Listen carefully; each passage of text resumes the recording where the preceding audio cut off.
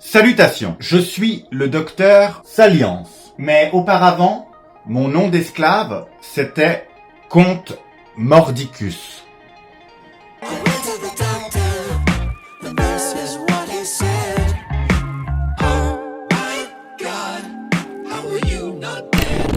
Dans la vidéo d'aujourd'hui, il y aura ce plan que j'ai préparé comme si je mesurais 1m80. Nous allons parler d'un de mes comics préférés, vraiment de tous les temps. Ghost World. Un comics écrit et dessiné par Daniel Clowes, que l'on ne présente plus, d'ailleurs on va pas le présenter. Ghost World est sorti en 1997, alors que je n'étais même pas né.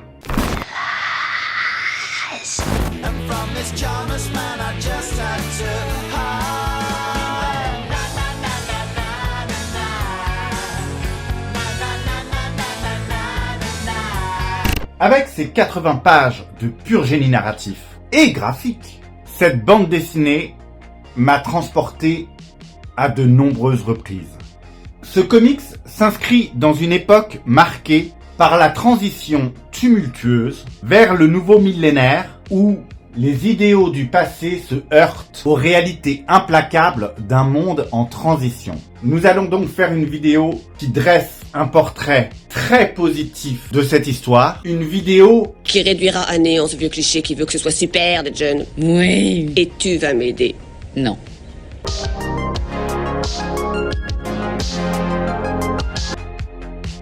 Nous allons embarquer pour un voyage introspectif et over-déprimé. Au cœur de l'adolescence désenchantée, avec ce que l'on peut appeler, sans nul doute, le chef-d'œuvre de Daniel Clowes. Au fil des pages, Enid et Rebecca, deux âmes abouliques, se dressent telles des figures spectrales en quête d'une vérité insaisissable qui évolue dans un univers marqué par la vacuité existentielle et la désillusion, là où les repères semblent se dissoudre. Quel est le rêve que tu voudrais voir devenir réel? Eh bien, je crois que j'aimerais voir toute ma famille faire quelque chose ensemble. Excellent! Quelque chose qui les ferait vraiment beaucoup souffrir. J'entends. Il est très sain de pouvoir exprimer ses désirs. Nous reparlerons de cela demain. Vous pouvez sortir. Joli coup. Sous la plume et les crayons de Clowes, chaque vignette dépeinte avec une minutieuse exactitude la désespérance qui étreint ces deux jeunes femmes, en quête de sens dans un monde dépourvu de toute signification.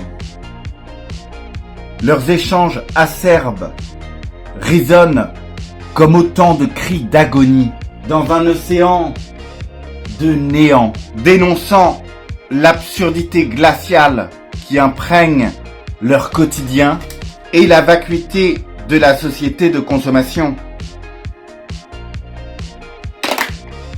Pourtant, derrière le masque apathique, palpite un cœur brisé, maudit, écrasé sous le poids insoutenable de l'ennui, de la solitude et des questions qui restent sans réponse. Moins est une solution.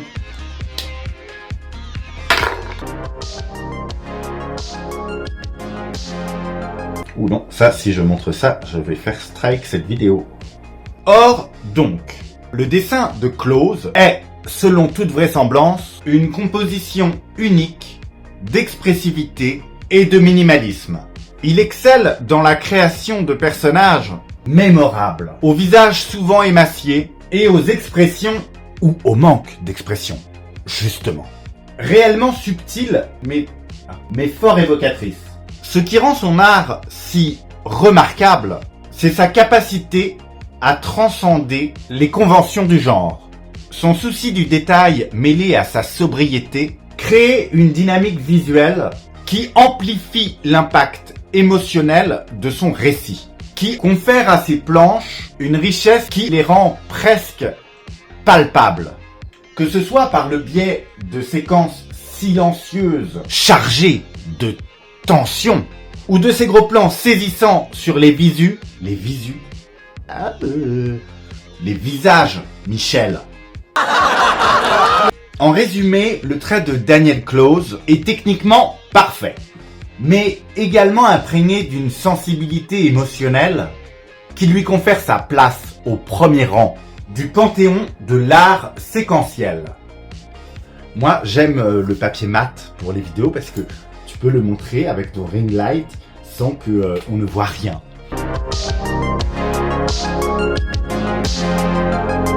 Il pleut sur mon cœur comme il pleut sur la campagne. Pour résumer, c'est un comics qui a profondément changé ma vie à l'époque où je l'ai lu la première fois.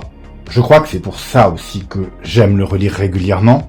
Pour moi, ça fait partie de ces œuvres sur le passage à l'âge adulte qui est profondément réussi à partir du moment où elle est intergénérationnelle.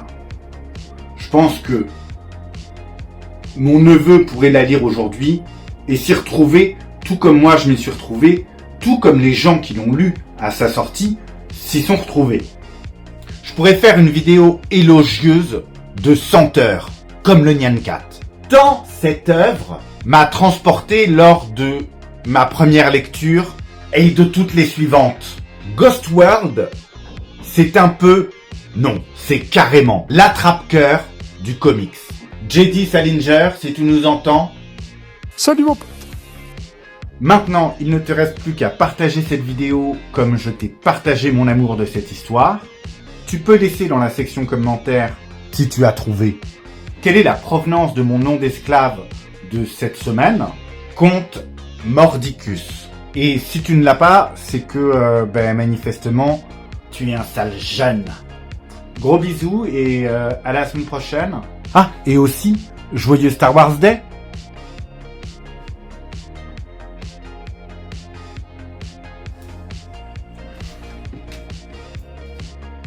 Du coup, est-ce que tu as envie de me connaître ou pas? Est-ce que tu as envie de me connaître ou pas, du coup?